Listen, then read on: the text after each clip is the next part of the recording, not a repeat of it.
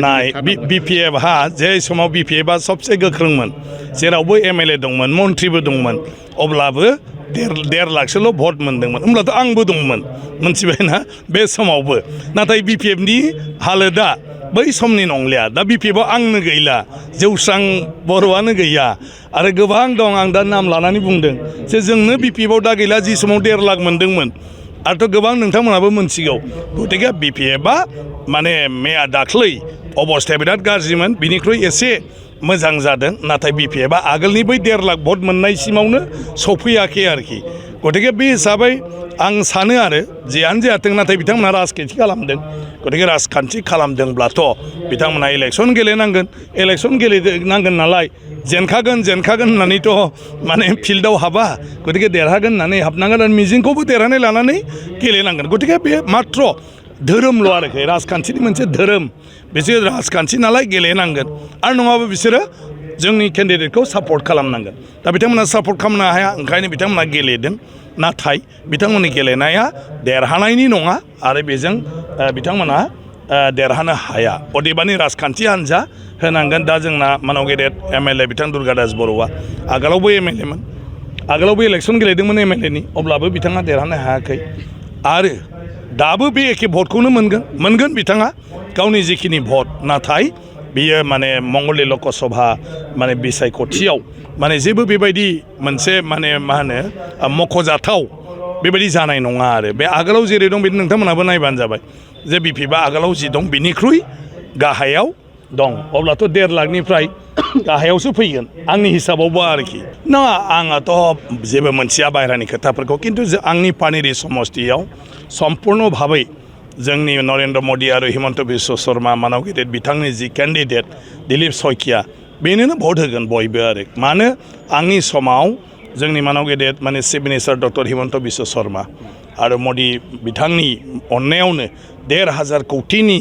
जोङो स्किम मोनबाय आरोखि आरो जोंनो माखासे होबावबाय दाख्लैबो 250 कौटिनि बियो माने मंगलदै भुटियासां रेल क्रसिं टंलायाव आरो भेरगाव स्टेडियाम बेखौबो बिथाङा आरोबाव दाख्लैहाय घोषणा खालामनानै होलांबावबाय आं सानो बिनि उनाव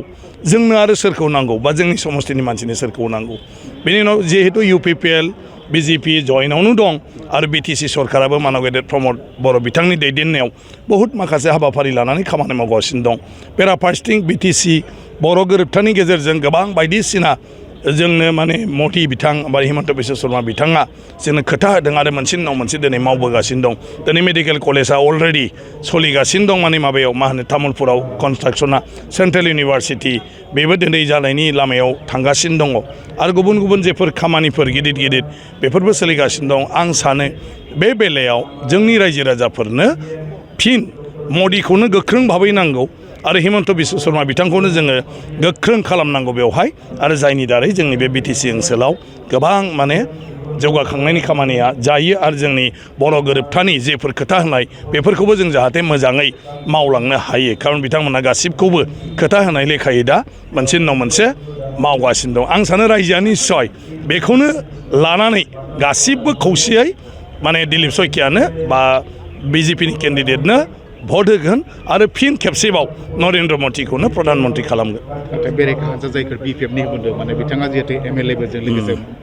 उदालगुरि जिल्लायाव मोननै बियाबाव बिथांमोना जिहेतु एक्जिस्टिं MLA दङ दा बिथांमोनखौ देरहानाया गोख्रों नङा नाय BPF हा जे समाव BPF आ सबसे गोख्रोंमोन जेरावबो MLA दंमोन मन्थ्रिबो दंमोन अब्लाबो 1.5 लाखसोल' भट मोनदोंमोन होमब्लाथ' आंबो दंमोन मोनथिबायना बे समावबो नाथाय BPF नि हालोदा बै समनि नंलिया दा BPF आव आंनो गैला जौस्रां बर'आनो गैया आरो गोबां दं आं दा नाम लानानै बुंदों जे जोंनो BPF आव दा गैला जि समाव 1.5 लाख मोनदोंमोन